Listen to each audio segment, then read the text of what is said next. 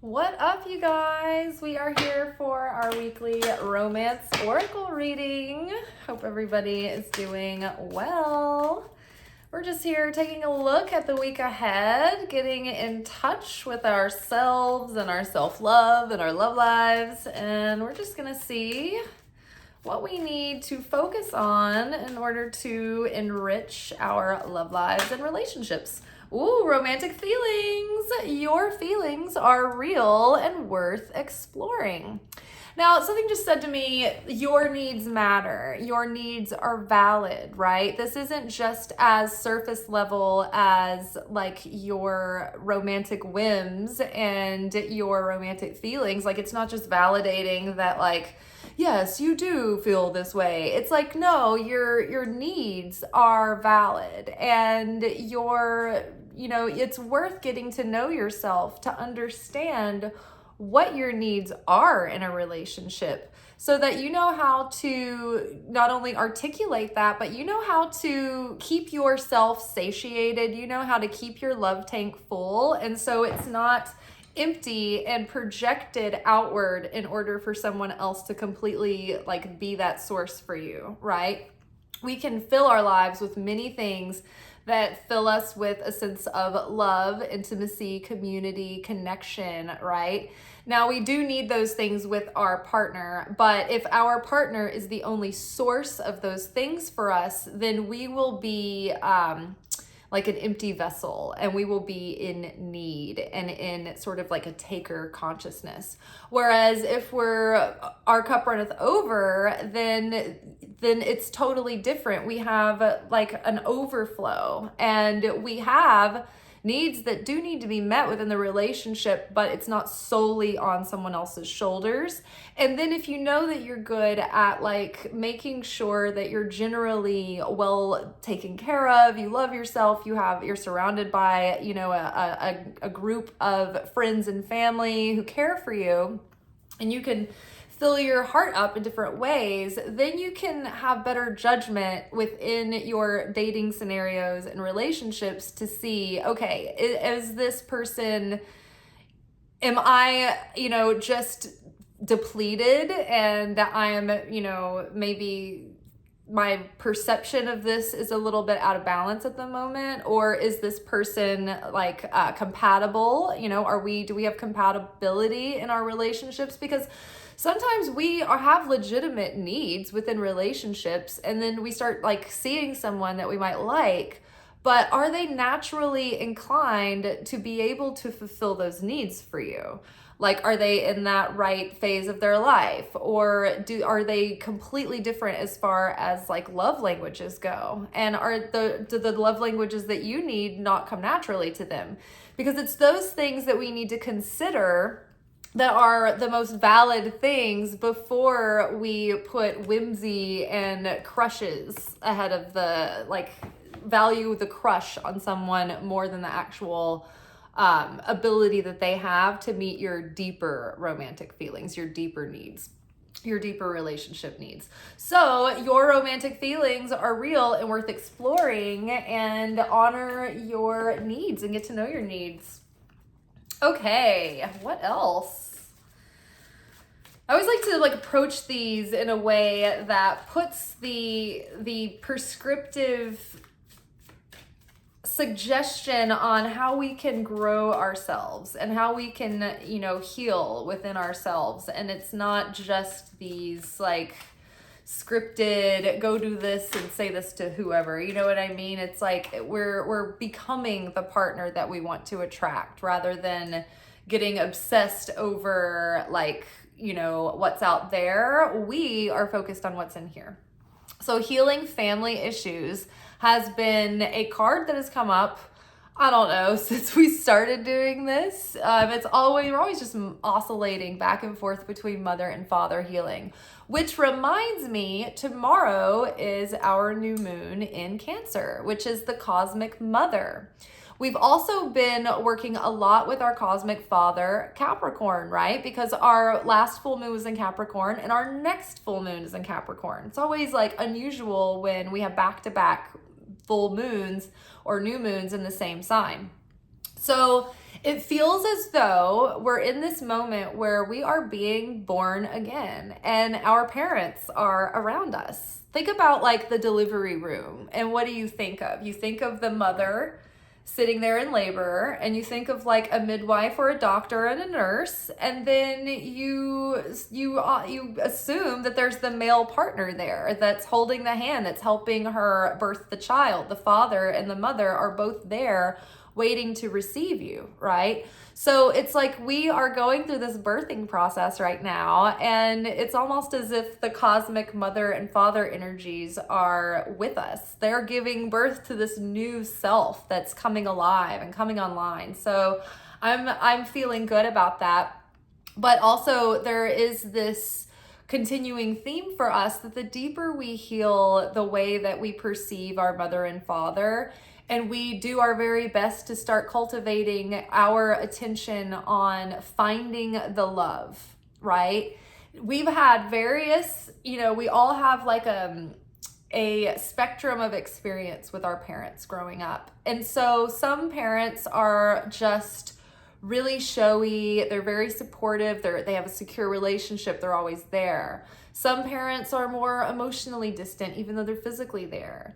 Some parents are not physically there. They might struggle with like addictions, but they love their children. My late brother had that issue where he loved his children, but he had a lot of things that he struggled with within himself, right? And it's interesting too, because the fact that the kids, my nieces and nephews, or my niece and nephews, felt that love from him, they grew up to be marvelous, sensitive, heart-centered people who were actually capable of having healthy relationships when they grow up. So I was always so grateful for that. But I think it comes down to, can you feel the love from your parent? And now I know that that's not true for everyone, because like I know that there are some people who have very abusive childhoods. They have parents who have mental illness or addiction, or there can be like extreme situations in the household.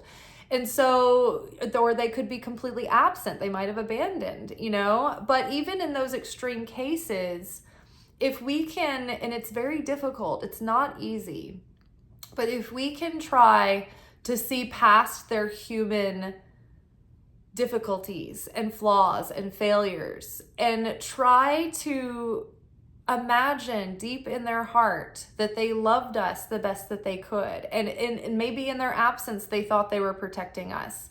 Maybe, in their temper, it was out of a sense of protection in some way. We can try to find ways that we can choose to perceive that our parents loved us the best that they could and the best that they knew how, and then feel that love.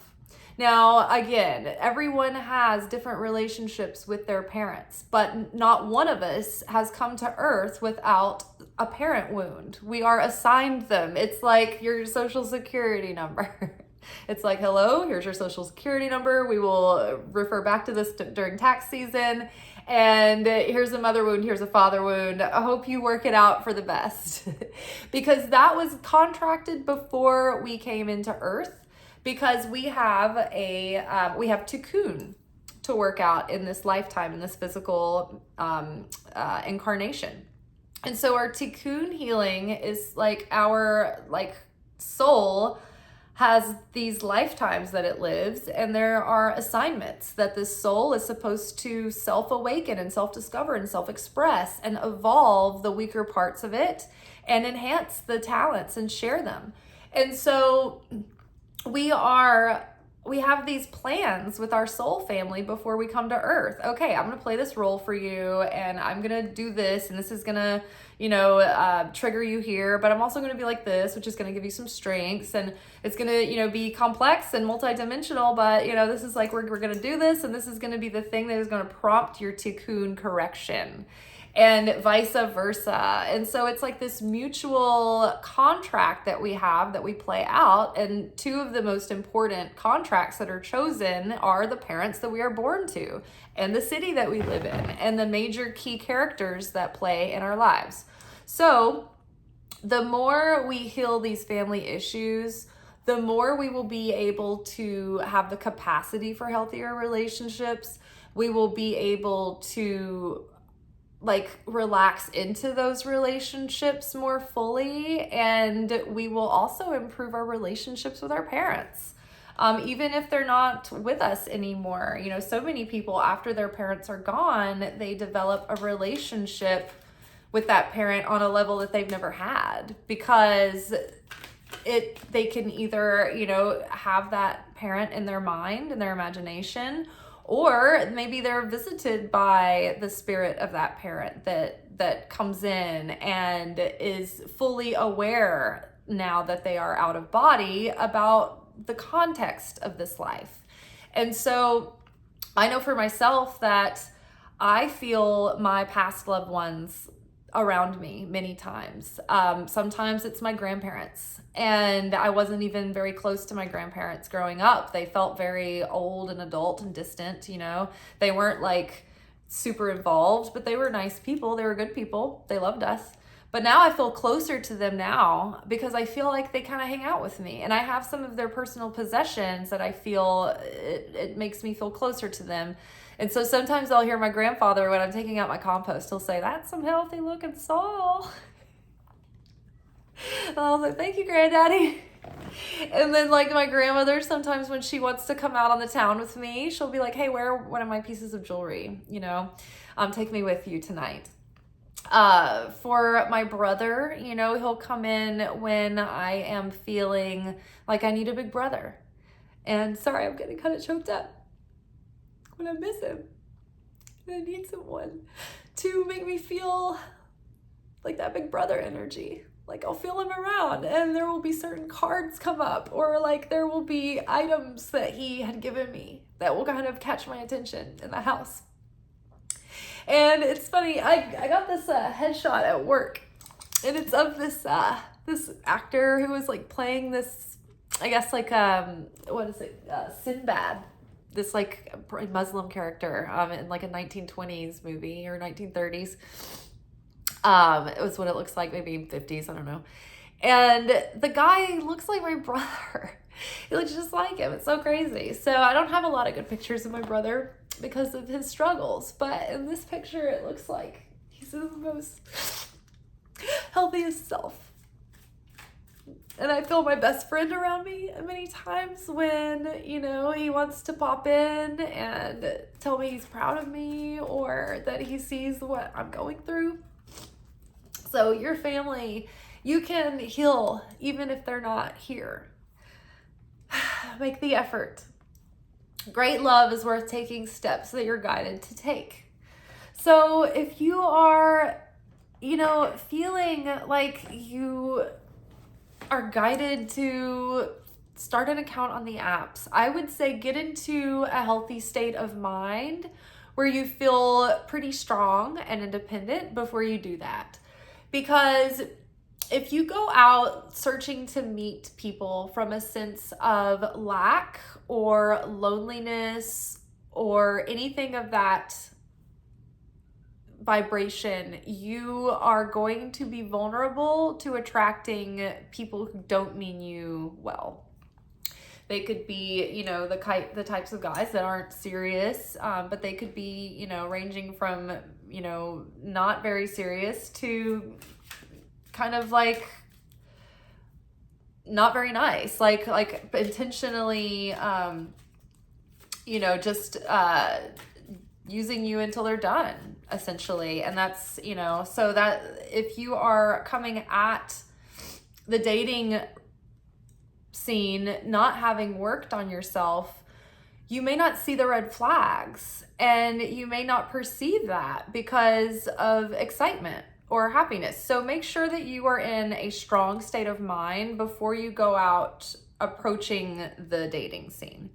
Now, make the effort. I always feel like it's never a bad idea to have a relationship book or some kind of personal development book that you're reading, that you are learning about having healthy relationships and becoming a good partner for someone, or being able to choose a healthy partner.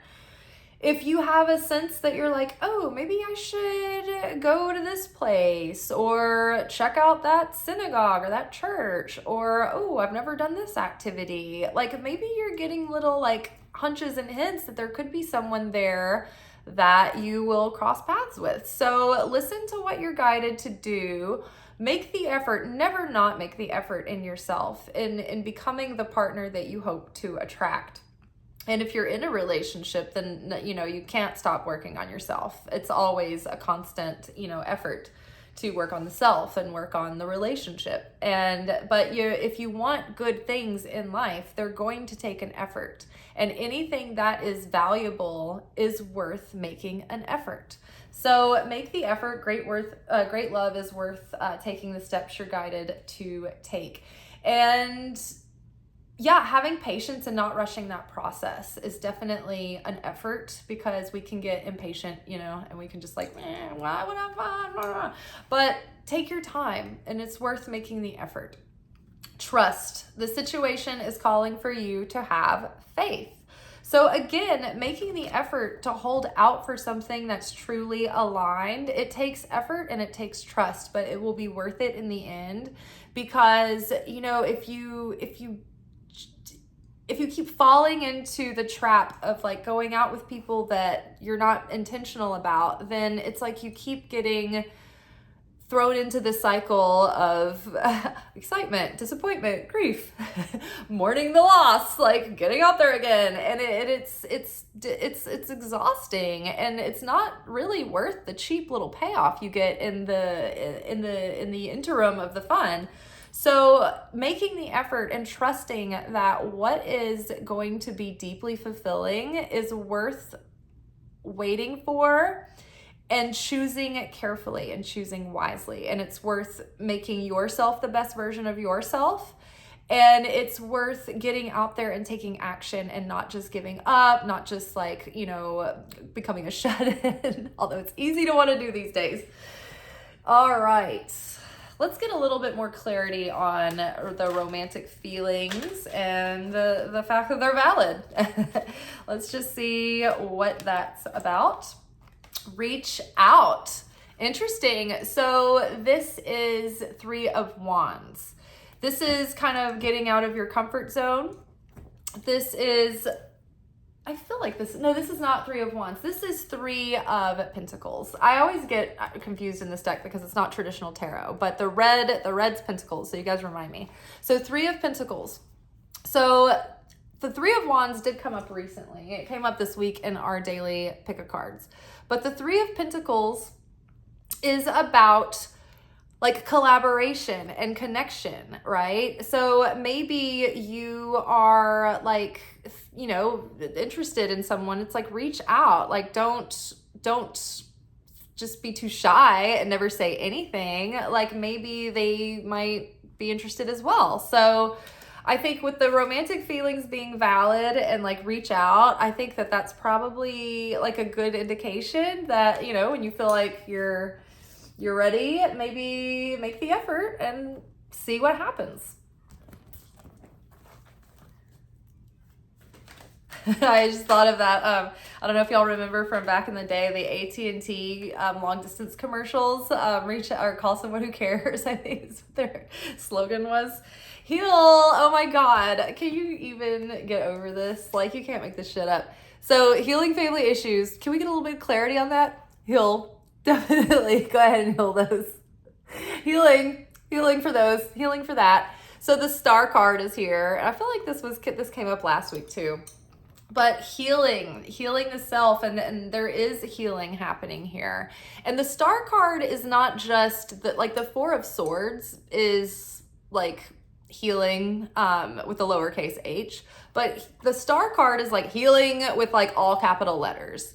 This is like deep healing. This is deep revelation and embodiment of that. This is the return of hope. This is a renewed sense of excitement and like enthusiasm, and even like the realization of a dream come true. And so love and money are connected. So you could be having like some exciting progress or breakthroughs in your non-romantic dreams as well. But this could mean that like the relationship that you have held your vision for and made an effort to create yourself into the kind of person that could sustain a relationship like that, like it's paying off, right? And your good works are coming through. So you could be getting like your idealized kind of relationship that could be possible for you. It could be in the cards soon, because the Star card is not just about healing, but it's about dreams coming true as well. All right, and let's get a little bit more insight on make the effort. It's not like it really needs to be clarified that much, but we will anyway. So this is the Temperance card. This is integration. This is where spirit meets matter. This is the embodiment of like when Christ is like not exactly God, but he is the face of God on earth. We don't want to think of Christ as completely God, because then it takes away his humanity. And that is how he was here as a human being alongside of us, shoulder to shoulder, right? In solidarity.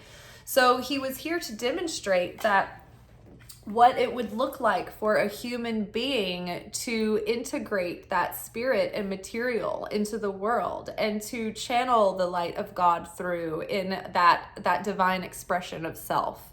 And so this card with making the effort, it's like, hey, all of this spiritual growth that you've come through, all of these lessons in the heart and in love and in choosing with integrity and choosing with intention and with authenticity and in alignment, right?